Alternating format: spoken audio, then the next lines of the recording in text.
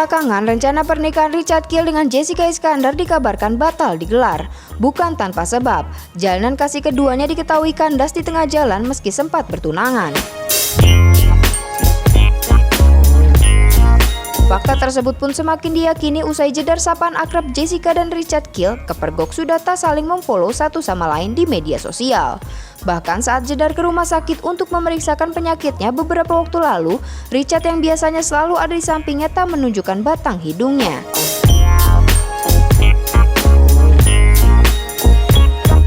Sampai-sampai kakak jedar yang bernama Erik Iskandar yang justru tampak mendampingi sang adik.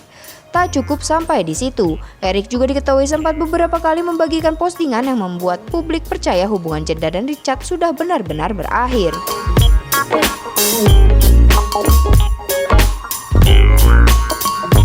Setelahnya, jedar sapaan akrab Jessica dan Richard juga akan menggelar pesta lanjutan di Pulau Dewata, Bali pada April 2021 mendatang. Namun di tengah segala persiapan ada saja rintangan yang sempat menghampiri keduanya.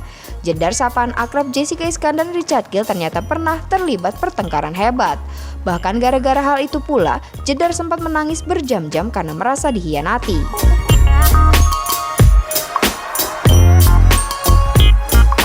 Melansir dari tayangan kanal YouTube The Hermansyah Asik yang diunggah pada 30 Januari 2020 lalu, jedar belak-belakan bongkar alasan dibalik pertengkarannya dengan Richard. Usut punya usut, pertengkaran tersebut dipicu karena Jessica cemburu dengan sang kekasih. Bukan tanpa sebab, jedar saat itu mengaku kesal karena Richard bertindak terlalu intim dengan seorang sahabatnya yang ternyata seorang perempuan. Tak cukup sampai di situ, jedar juga membeberkan saat itu dirinya sempat memergoki sang kekasih masuk ke kamar sang wanita saat malam hari. Parahnya, bahkan sampai tengah malam, Richard tak kunjung kembali meski awalnya mengaku hanya izin sebentar. Sontak saja, hal tersebut langsung membuat jedar emosi hingga ia pun menangis sedemikian rupa.